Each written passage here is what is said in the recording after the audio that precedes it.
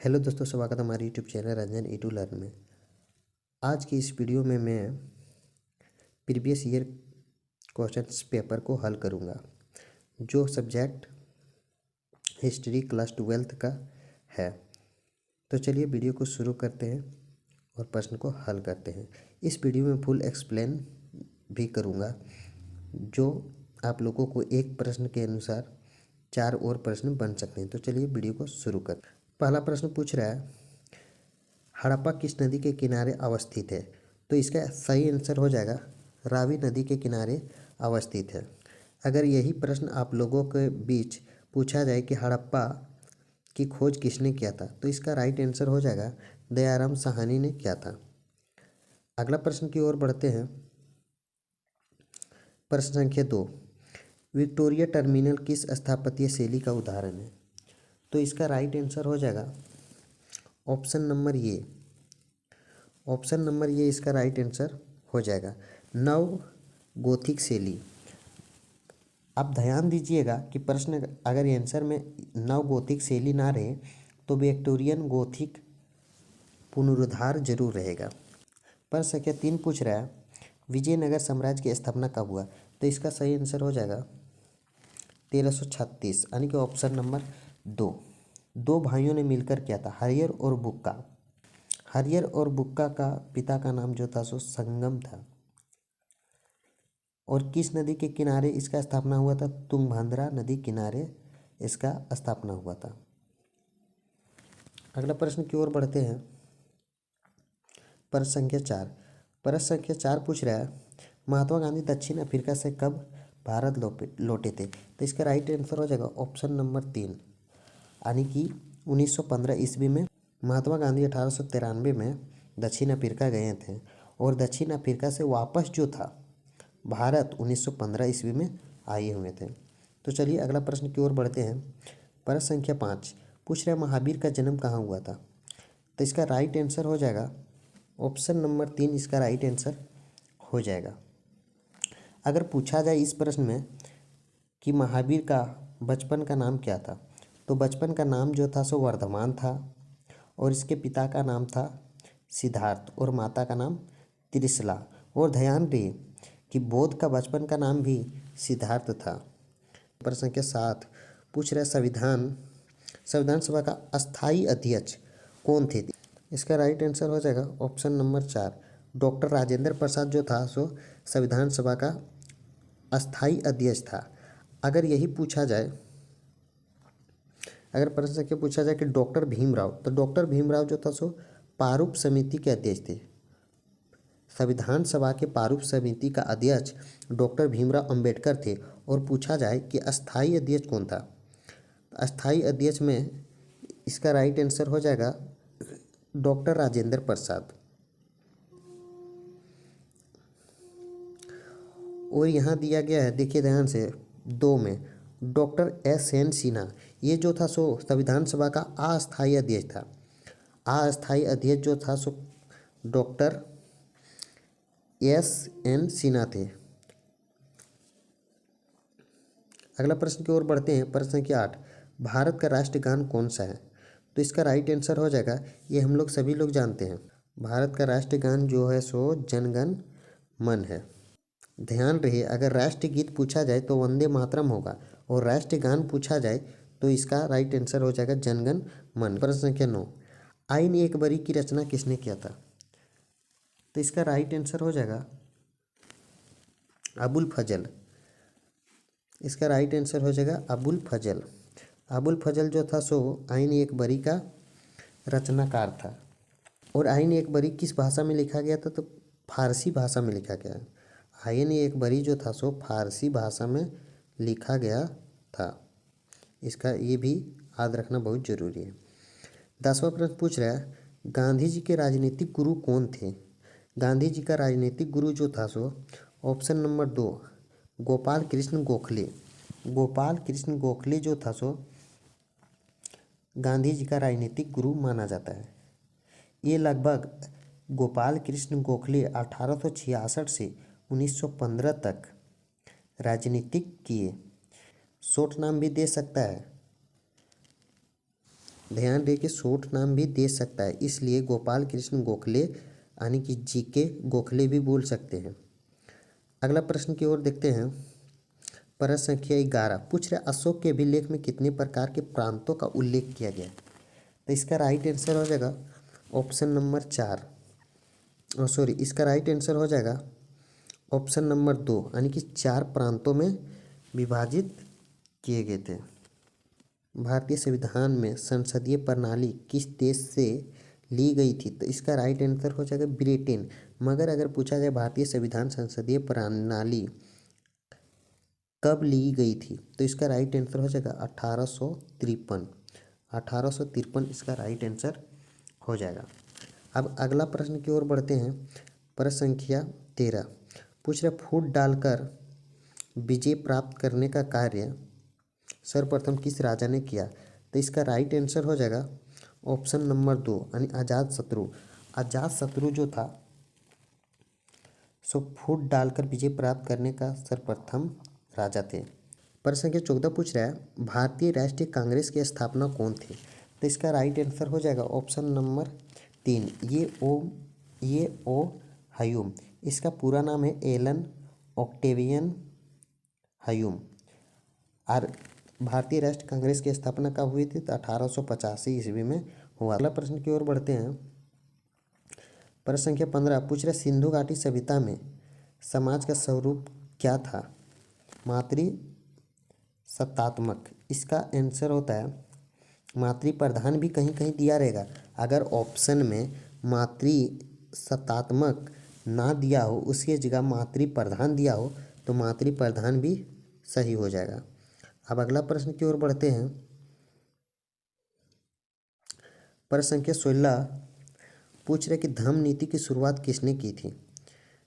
तो इसका right answer हो जाएगा option number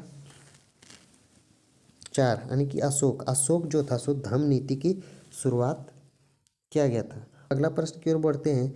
gateway of India का निर्माण कब हुआ। तो इसका राइट आंसर हो जाएगा ऑप्शन नंबर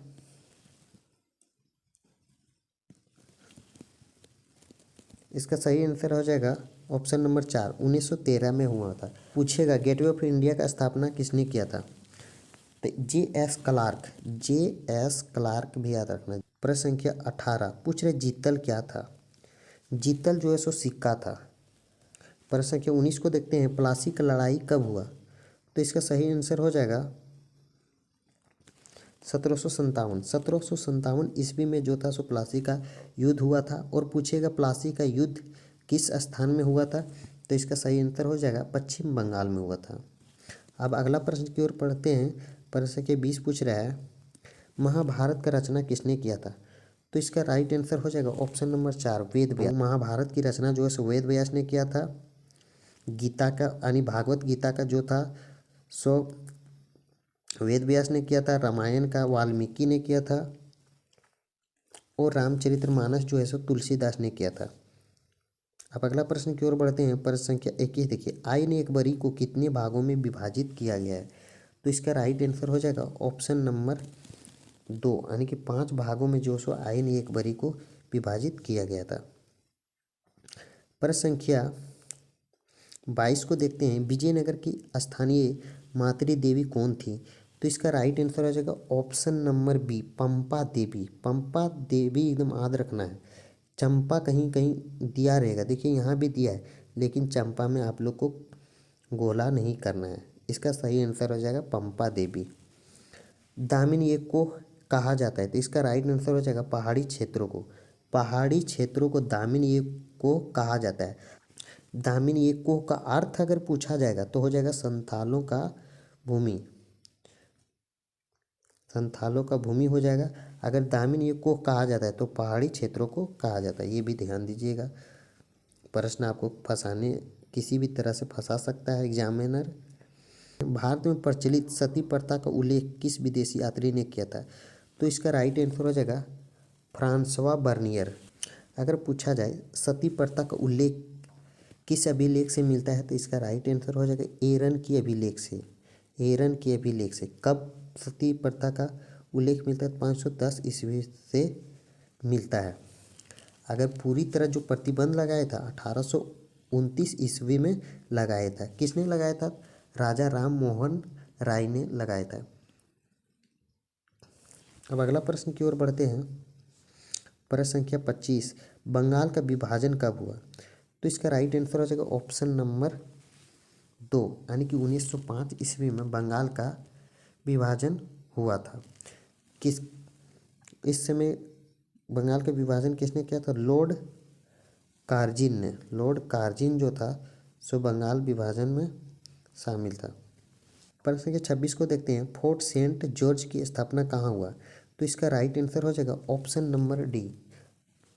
इसका राइट आंसर हो जाएगा ऑप्शन नंबर 4, मद्रास। अगर ये मद्रास की जगह में चेन्नई दिया जाएगा तो चेन्नई सही हो जाएगा, क्योंकि मद्रास का नया नाम जो है सो चेन्नई है। और फोर्ट सेंट जॉर्ज की स्थापना कब हुआ था? यहाँ पूछा कहाँ हुआ था, लेकिन अगर पूछ दिया जाएगा कब हुआ था तो इसका राइट आंसर हो जाएगा 1944 में। 1944 में जो था, 1944 में फोर्ट सेंट जॉर्ज की स्थापना हुआ था। अब अगला प्रश्न की ओर बढ़ते हैं। प्रश्न संख्या 27, ऑपरेशन पोलो। ऑपरेशन पोलो के द्वारा किस देशी रियासत को भारतीय संघ का अंग बनाया गया है? तो इसका राइट आंसर हो जाएगा ऑप्शन नंबर बी, यानी कि हैदराबाद। ऑप्शन नंबर 2 इसका सही आंसर हो जाएगा हैदराबाद। अब पूछे कब बनाया गया था?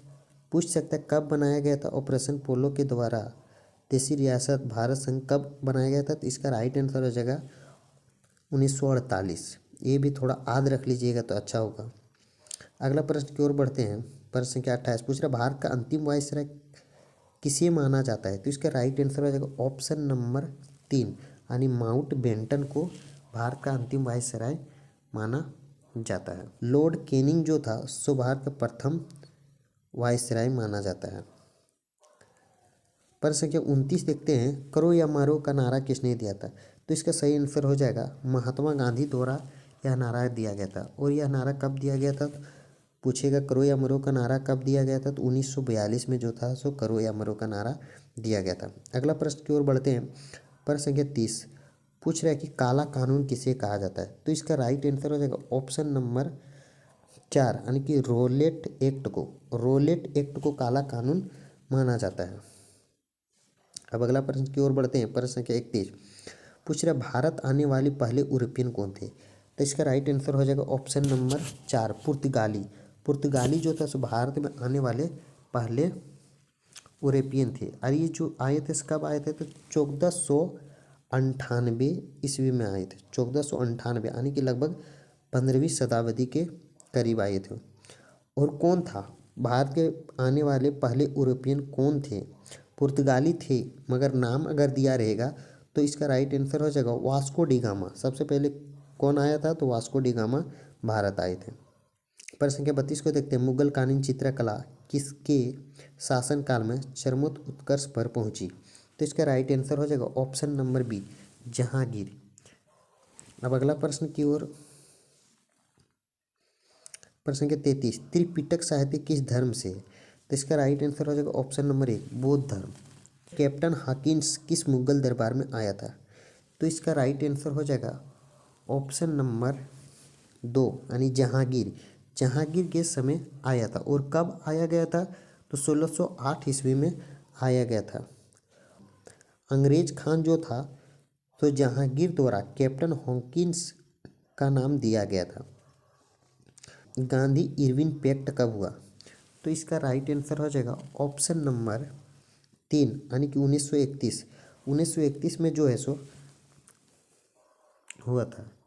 और ये इरविन समझौते के तहत गांधी जी ने सविनय अवज्ञा आंदोलन तथा कांग्रेस प्रांतीय गोलमेज सम्मेलन भाग 2 का इसी को सौंपा था। इरविन को सौंप दिया गया था। प्रश्न संख्या 36 को देखते हैं। प्रश्न संख्या 36 पूछ रहा है 1857 का विद्रोह कहाँ से शुरू हुआ? तो इसका राइट आंसर हो जाएगा ऑप्शन नंबर 3, यानी छावनी मेरठ। मेरठ की छावनी से शुरू हुआ था। और ये झगड़ा क्यों हुआ था? तो सिपाही विद्रोह के नाम से भी जाना जाता है। 1857 के युद्ध को सिपाही विद्रोह या प्रथम स्वतंत्रता संग्राम के नाम से भी जाना जाता है। ये थोड़ा ध्यान दीजिएगा बच्चों आप लोग। अगला प्रश्न की ओर बढ़ते हैं। प्रश्न क्या पूछ रहा है? 37 नयानार संत पूजा करते थे। तो इसका राइट आंसर हो जाएगा ऑप्शन नंबर 1 यानी कि शिव। शिव का जो पूजा करते थे वो नयानार संत पूजा करते थे। अगर ऑप्शन नंबर बी में दिया है विष्णु, तो विष्णु जो था अलवार को जो मानते थे, अलवार संत जो थे वो विष्णु का पूजा करते थे।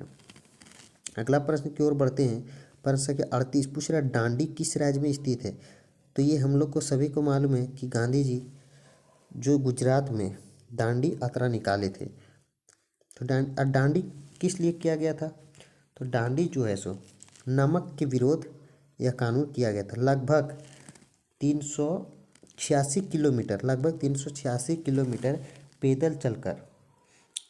पूछा जाएगा कि दांडी यात्रा कब शुरू हुआ था?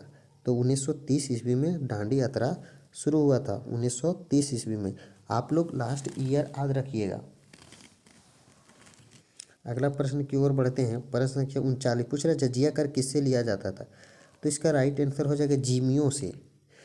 2023 में धीमियों से क्वेश्चन में था, टाइपिंग थोड़ा गलत हो गया था, इसलिए जिमियों से। जिमियों मतलब हो गया गैर मुसलमान जो भी गरीब हिंदू थे उनसे यह टैक्स लगा दिया गया था ताकि वह अपना धर्म परिवर्तन करके टैक्स से बचे। और जजिया कर जो समाप्त किया था वो अकबर ने समाप्त कर दिया था लगभग 1579 ईस्वी में। लेकिन फिर से शुरू इसे कर दिया गया था।